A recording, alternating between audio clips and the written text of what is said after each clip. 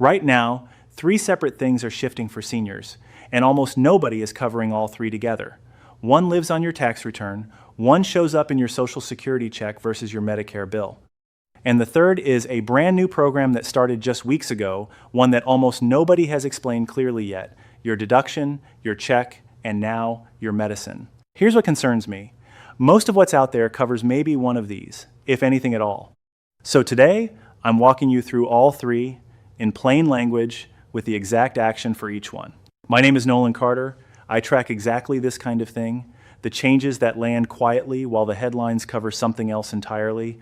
If this is useful, take a moment and subscribe, because this is exactly what this channel does every week, before it costs you rather than after. Let's start with the one that's still sitting mostly unclaimed, a full year after it became available.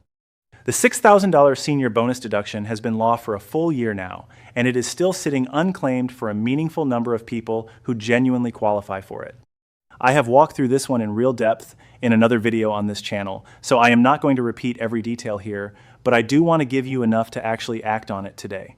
Because a year in, this is exactly the kind of benefit that quietly slips past people simply because nobody double-checked the return. Here is the core of it. If you are 65 or older by the end of the tax year, you can claim an extra $6,000 on top of your regular standard deduction and on top of the older, smaller senior deduction that has existed for years.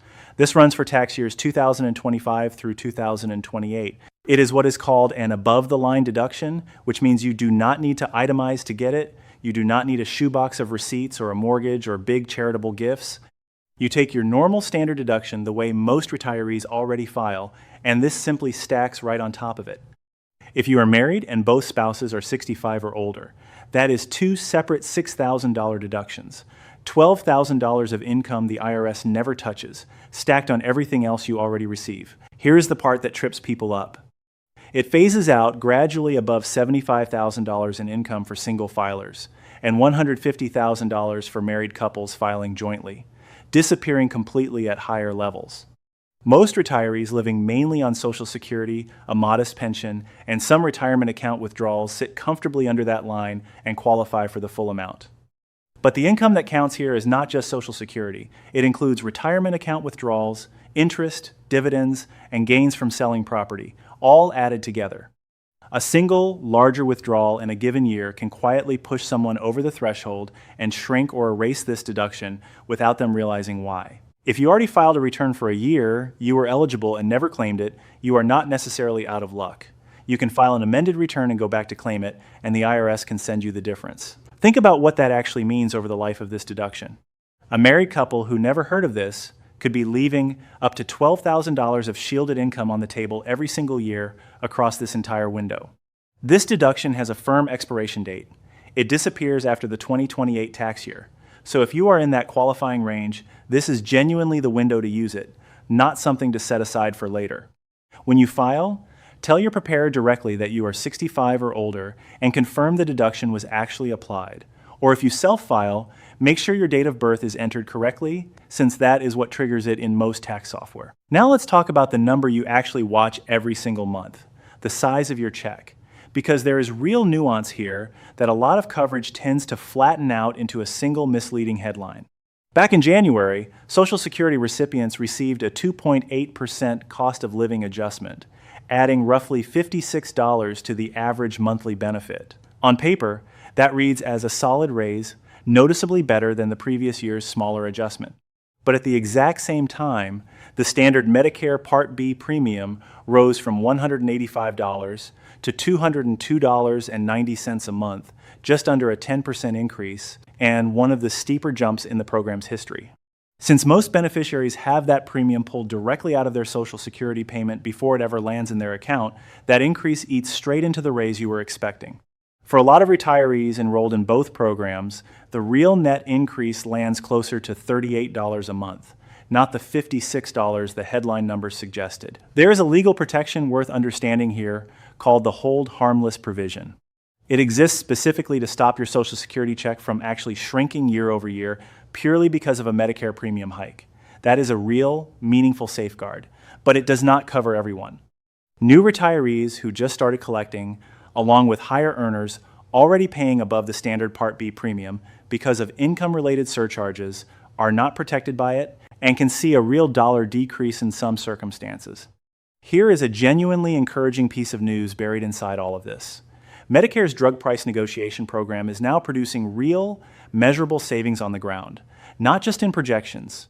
The first round of negotiated drugs, covering common and widely used treatments for heart disease, diabetes, and several other chronic conditions, took effect at the start of this year with meaningful price cuts for the millions of seniors who take them.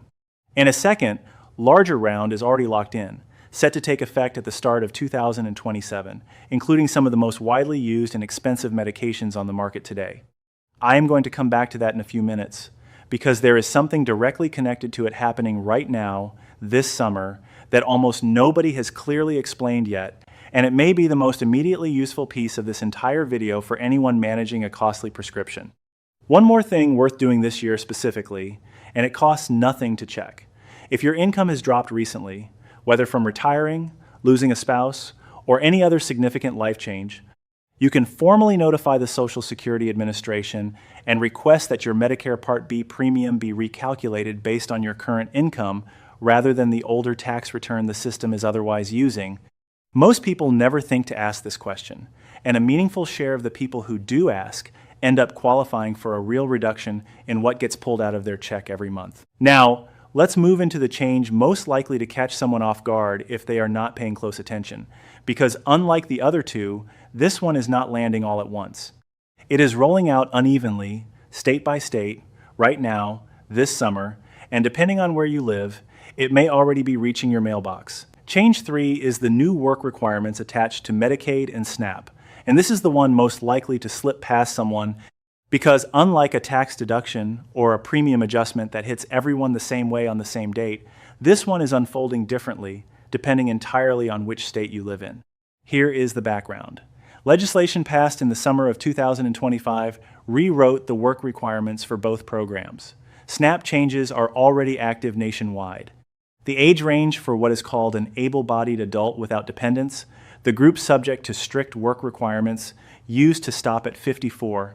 It has now been extended all the way up to 64. If you fall in that 55 to 64 range and do not qualify for an exemption, you are now expected to complete at least 80 hours a month of work, an approved training program, community service, or volunteer work, or you risk losing benefits after 3 months within a 3-year period. Several previous exemptions have narrowed too. The caregiver exemption used to apply if your youngest child was under 18. It now only applies if that child is under 14. Here is the detail that matters most for a lot of you watching, and I want to say it plainly so there is no confusion.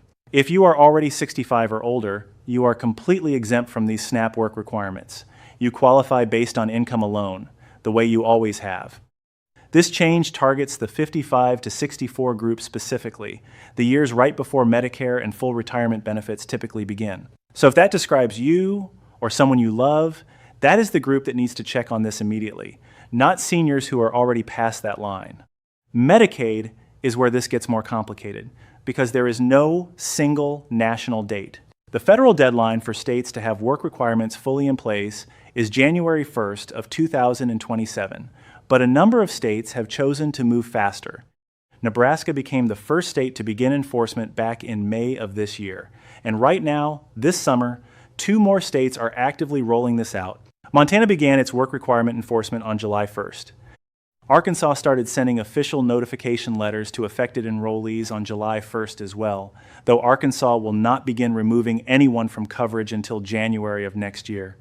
That means if you live in one of the states moving early, or in a state that announces an early rollout later this year, a letter, a phone call, a text, or an email explaining these new requirements may already be sitting in your mailbox or your inbox right now.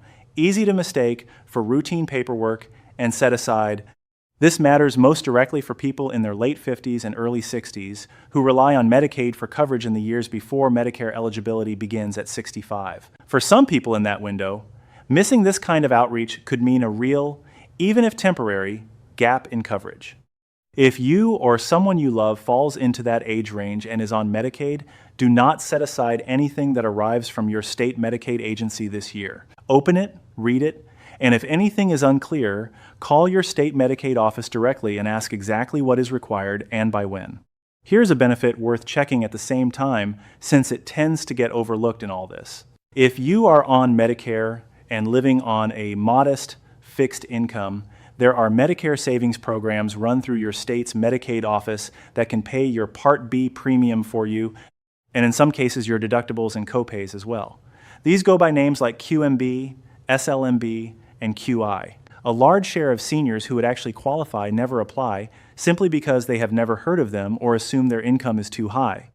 If your Medicare premium is one of the largest recurring bills coming out of your Social Security check, this is worth 10 minutes of your time to check, especially while you already have your state Medicaid office on the phone about the work requirement question. Now, let's move into the piece I promised you earlier, the one connected to that second round of negotiated drug prices, and something brand new that started just this summer, one that could matter enormously if you or someone you love is managing the cost of a specific and very popular category of medication. Change 4 is something that started just weeks ago, and it is directly connected to that second round of negotiated drug prices I mentioned earlier, the one locking in for 2027. Almost nobody has explained clearly how these two pieces fit together, or that there is something available to you right now, this summer, in the gap between them. Here is the full picture. Medicare's drug price negotiation program already completed its second round of talks, and the results include some of the most widely used medications in the country, the GLP-1 family, including Ozempic, Wegovy, and Rybelsus. Medications originally developed for diabetes that have become enormously popular for weight management as well. Starting January 1st of 2027, the negotiated price for a 30-day supply of these medications drops dramatically, from roughly $959 down to around $274, a reduction of about 71%. That is a genuinely massive shift for the millions of Medicare beneficiaries currently paying for these medications out of pocket or through a high-cost sharing arrangement. But here is the part that is happening right now, not in 2027. And it is the piece almost nobody has covered. This past July, a bridge program quietly launched specifically to cover the gap between now and when those negotiated prices take full effect.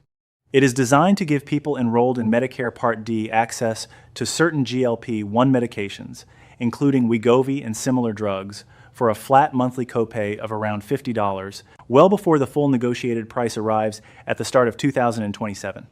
If you or someone you love is currently paying full price, or a high-cost sharing amount for one of these medications through a Part D plan, this bridge program may already apply to you this month, not 2 years from now. Here is why this matters beyond the dollar figure. These medications have moved well past being a niche or cosmetic prescription for a lot of retirees. They are increasingly prescribed for cardiovascular risk reduction and for managing type 2 diabetes, conditions that affect an enormous share of the senior population.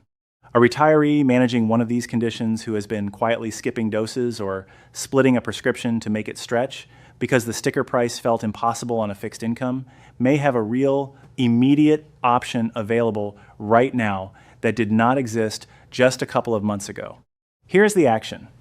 If you take a GLP-1 medication, or your doctor has discussed one with you for diabetes, weight management, or cardiovascular risk, call your Part D plan directly and ask specifically whether you are eligible for the new GLP-1 bridge pricing program, and ask them to confirm the monthly copay amount for your specific medication under that program.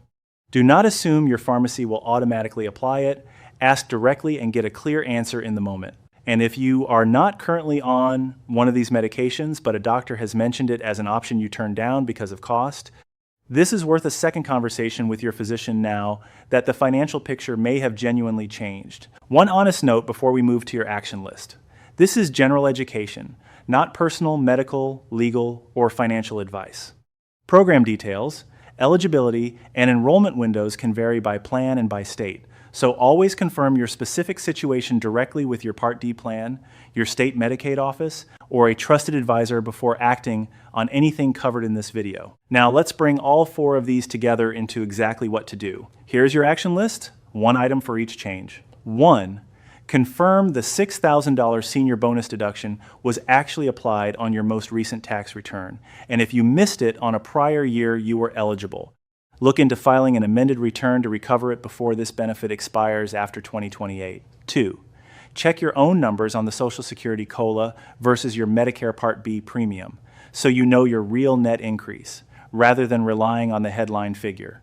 And if your income has dropped recently for any reason, call Social Security and ask them to recalculate your Part B premium based on your current income instead of an older tax return. 3.